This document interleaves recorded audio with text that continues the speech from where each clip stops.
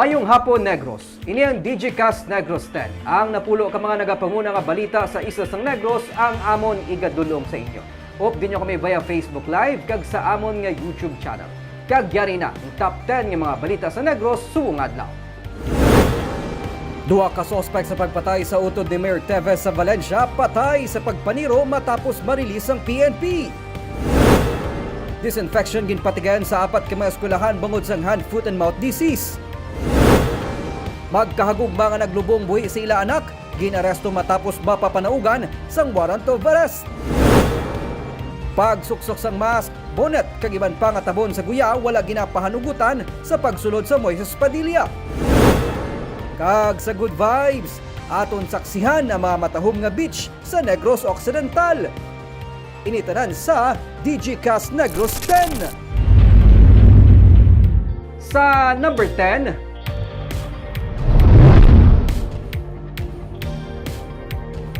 pagpanghanda para sa Universal Healthcare Act ang ginapadasig sa karon. Ang probinsya sang Negros Occidental ang yara na subong sa Phase 2 sang preparation. Kahapon nagtambong si Negros Occidental Governor Eugenio Jose Lacson sa Provincial Health Board meeting sunod sa gobernador. Mga 25% ang ilan nga na-accomplish bahin sa pagpanghanda kag ginalauman nga ining mahuman sa katapusan sang tuig. Sunod kay Lacson, target nila nga matutukan mahuman ang nabilin nga 75% tubtob sa katapusan sang tuig.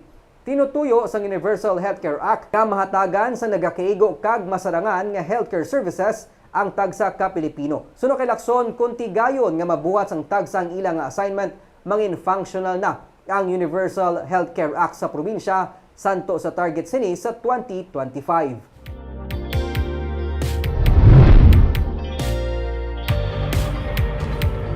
Sa number 9, PNP ang pabor sa pagpatuman sang ordinansa nga nagapamatok sa pagsuksok sang mask, bonnet kag iban pa nga tabon sa guya agud man nga mapahagan-hagan ang krimen.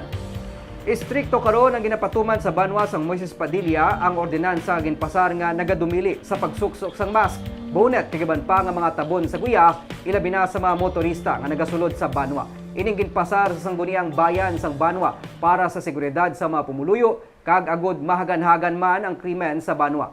Pabor ang Negros Occidental Police Provincial Office sa sininga ordinansa. Sunod kay Lieutenant Judicis Catalogo, PIO sang Nokpo, dako ini nga bulig sa investigasyon sa mga kaso, ilabi na nga mapos ma-identify ang mga suspect kung wala nakatabon ang ila sininga mga guya. Ang local police sang Moises Padilla ang magabulig man sa pagpatuman sang sininga ordinansa, agud madakop ang mga padayon pa nga nagalapas sini.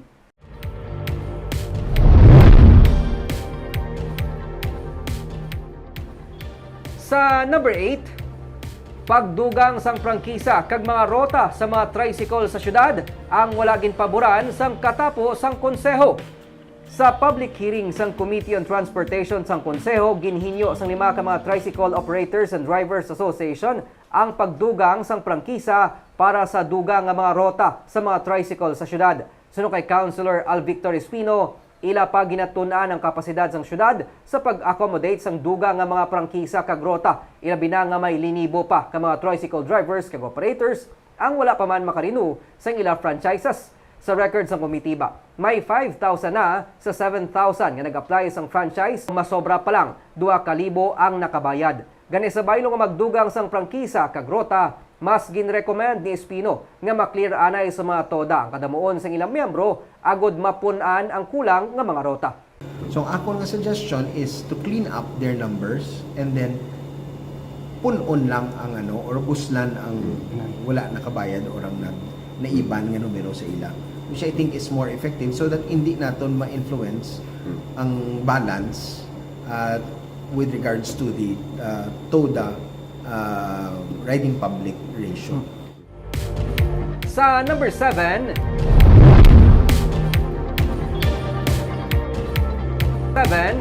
8,000 ka mga tray o kon 240,000 kabilog nga mga itlog o kon table eggs ang na-intercept sang otoridad sa Bredco Port sang nagligad nga adlaw. Kasunod sa nabaton nga report angot sa undocumented livestock product, mga personnel sang Bureau of Animal Industry Veterinary Quarantine Service 6 Department of Agriculture kag ang Veterinary Office ang Negros Occidental kag Bacolod nagdakop sang 8,000 ka tray sang table eggs sang Lunes. Ining gilayon naging dispose sa tinutuyo nga mapangapina ng poultry kag game fowl industry sang probinsya. Ang table eggs isa sa ginadumilian nga magsulod sa Negros Occidental kag Bacolod bilang tikang nga mapangapinan kontra sa bird flu.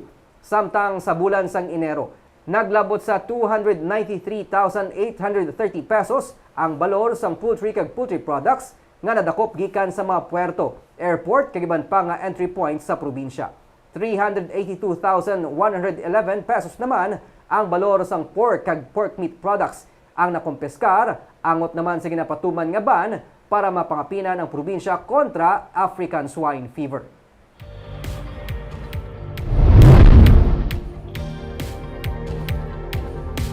Sa number 6, lola ang patay matapos ginlabo sang menor de edad nga iya ginsaway.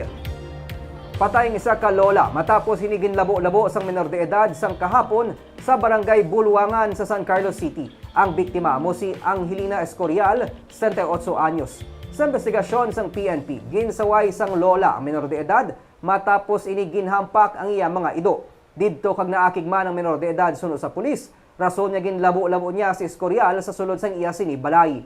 Gilayon man nga nagsurrender sa otoridad ang 17 anyos nga suspect. Gin-turnover na sa San Carlos PNP ang suspect sa DSWD sang syudad.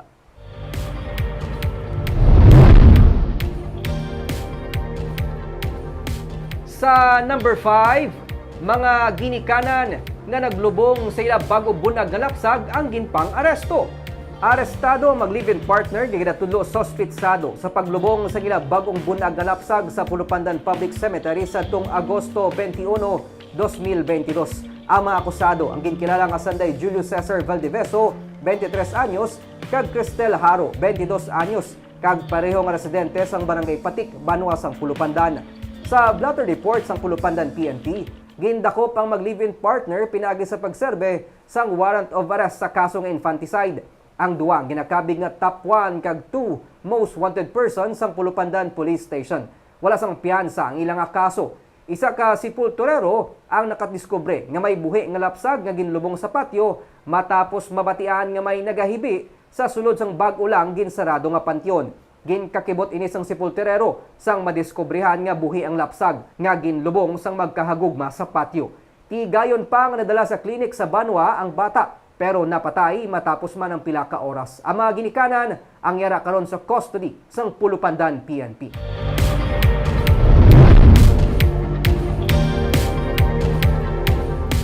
Sa number 4, mga children in conflict with the law kon mga CICL sa Social Development Center ang natalana ibalhin sa youth home antes pa man matapos ang tuig.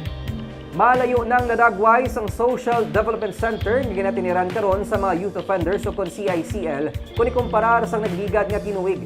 Sa tuanay, nagalabot man sa masobra 60 ka mga kabataan ang nagapaidalom sa social transformation sa SDC. Pero karon, may masobra na lang sa 20 ang CICL sa center.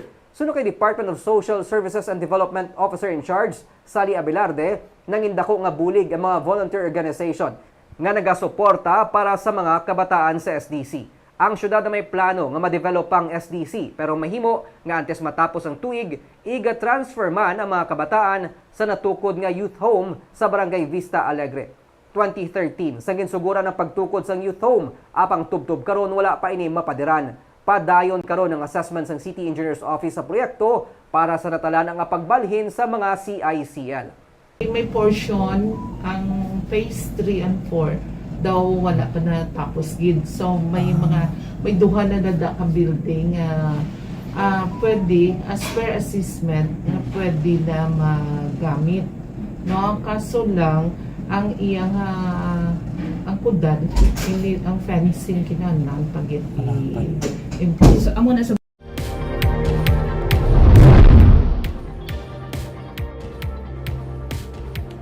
Sa number 3, apat tanan kay mga eskwelahan sa Bacolod ang ginpaidalom sa disinfection bangod sang pagsaka sang kaso sang hand, foot and mouth disease. Dungan sa SEMBREAK sa mga estudyante, gin-disinfect sang katapos ang Disaster Risk Reduction Management Office ang Estefania Elementary School sa Barangay Estefania. Suno kay MJ Alipala, school nurse ng eskwelahan, Enero sang nagsugod ang unang kaso sa HFMD sa Bulutuan, tubtob nga naglabot ini sa 17. Ang Barangay Council ang nagpadala na sa mga habon kag alkohol nga gamiton sa pagbalik eskwela sa mga estudyante sa Lunes. Magluwas sa Barangay Estefania, nagpatigayon man sang disinfection ang DRRMO upod sa DepEd kag City Health Office sa pila ka mga classroom sa Rafael Alunan Elementary School sa Barangay Alangilan, Corazon Locsin Montelibano Elementary School sa Barangay Villamonte kag Mabini Elementary School. Sa records ng CHO, naglabot na sa 28 ang cases ng HFMD kung sa diin kalabanan sa mga nalatnan nagaedad 1-5 katuig. Ginsining man ni DepEd Bacolod Program Supervisor Lilia Aro nga humalin sang nagligad nga Disyembre, may mga klase na sa pila ka mga eskwelahan sa syudad nga nasuspend tungod sang HFMD cases. Nagapanugyan siya karon sa mga ginikanan nga kung may sintomas sang HFMD, ang ila mga kabataan hindi na ini pagkadtuon pa sa eskwelahan. I-isolate ang bata kag kung mahimo, i-report ini sa barangay o kung sa natungdan nga ahensya, agod gidayon matagaan atensyon. Manageable pa man. We have 46 schools sa elementary. So far, 6 ang naka-report. Pero ang cases naton sa kada school, hindi man siya spread out. Sa number 2,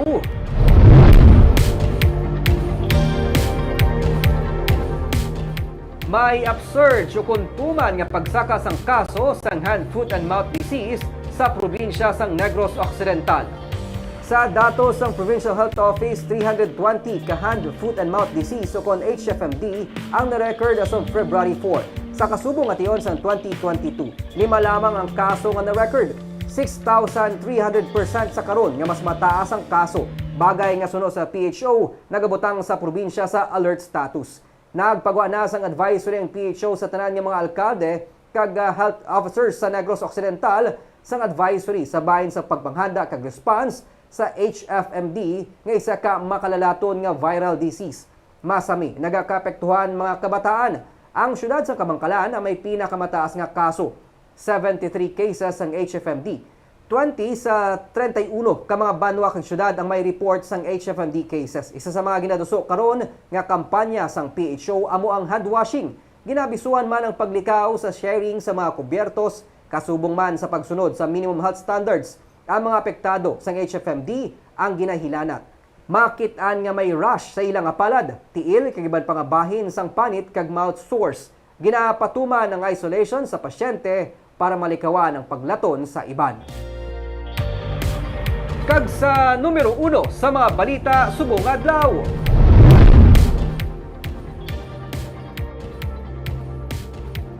Duwa sa 3 ka mga suspitsado sa pagpatay sa utod ni Mayor Teves ang patay sa pagpaniro.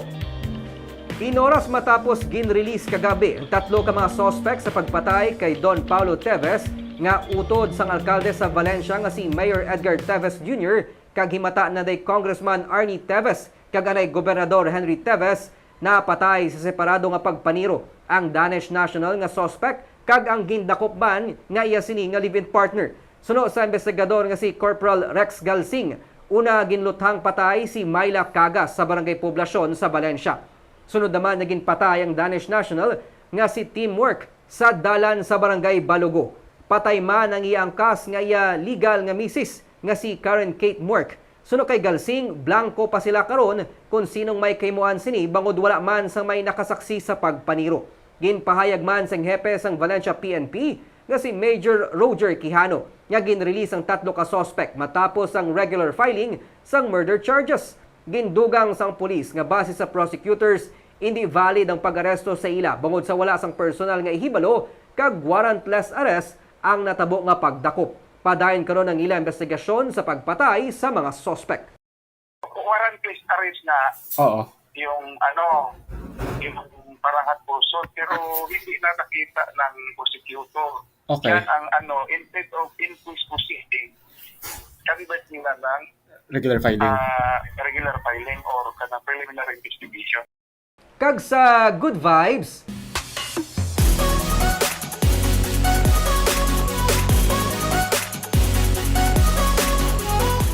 nagapalapit na ang summer. Kag kung summer, hindi madula ang listahan sa mga kaladtuan nga beach. Yari ang pilalang sa mga matahom nga beach sa Negros sa report ni Romeo Subaldo. Si Palay City, ini ang ginakabing nga jewel of the Sugar Island. Minahan sa ito kag may matahom nga baybayon. Kung beach ang paghahambalan, madamo sa matahom nga mga beach sa Sipalay. Ang ila palang gani nga baybay sa poblasyon, white sand na. Plus, may mga nagainas nga mga beach resort diri. Hindi lang ang white sand nga shoreline ang matahom, kundi mismo ang idalom sang baybay. Isa ini sa mga top diving spots sa isla sa Negros. Bukod sa corals, kag nagkalain-lain ng mga species sa marine wildlife nga makita diri.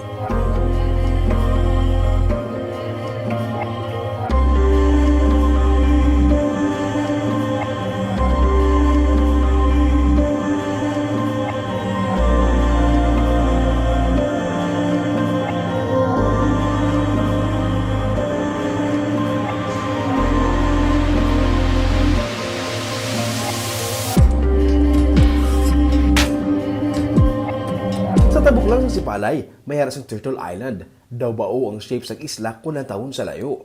Amo man sini ang itsura sa shoreline sang isla. Sa 50 pesos mong entrance, pwede mo na ma-enjoy nga maligo diri.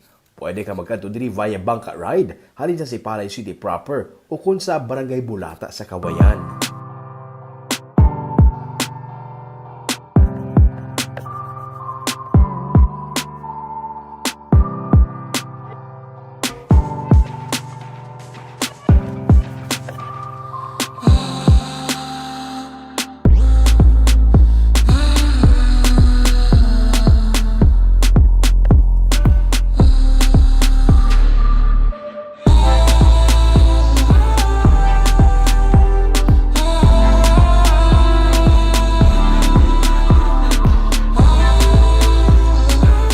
Kawayan nga katupad lang sa Sipalay, hindi man mapapierdi. May mga matahom man diri nga mga beach, labi na nga malaba ang coastal area sa Kawayan. Diri mo makita ang matahom nga mga beach nga nagaatubang sa kabukiran. May white sand beaches man diri, kag pwede man makatabok sa popular nga Danhugan Island, isa ka marine sanctuary kung sa diin makita ang nagkalain-lain nga mga marine wildlife, kag ginaproteksyonan ang palibot sang isla para ma-preserve ang katahom sa baybayon. Sa norte naman, nakabati nakabubalas ang Campo Labo nga sandbar, parti pa ini sa Calatrava. Napudpud naman yung mga corals ang nagaserbi nga balas sa sandbar. Nagaatubang ini sa San Carlos City kag pwede makakadto diri via San Carlos City. Nagaserbi man ini nga pala huwayan sa mga mangingisda. Kung marine wildlife naman ang luyag mo, madamo diri sa Sagay City. Sa ilang protected area, may mga matahom nga sandbar nga nagaserbi man nga outpost sa bantay dagat.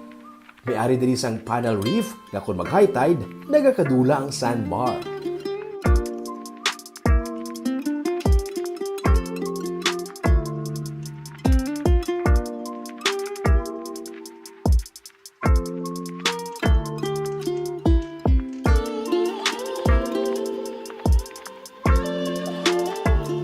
Kag ang pinakapopular nga Carbon Reef, nagapugati ang balas ilabi na kung maigo sang sidlak sa adlaw.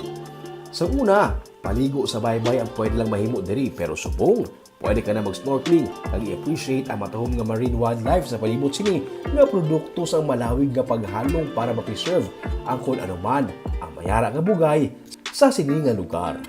Hindi mo na kinahanglan pa magpalayo, sa baybay pa lang, kadamo na sa pilian sa Negros. Kagamuyad tong napulo ka mga balita sa isla sang Negros. Kay man sa panahon karon, importante nga may ihibalo ka sa nagakatabo sa imo palibot. Pero dapat balanse kag insakto ang mga impormasyon. Magapadayon kami sa pagpangalagad sa mga Negrosanon. Ako si Nico Delfin. Tugtugwas, maayong hapon.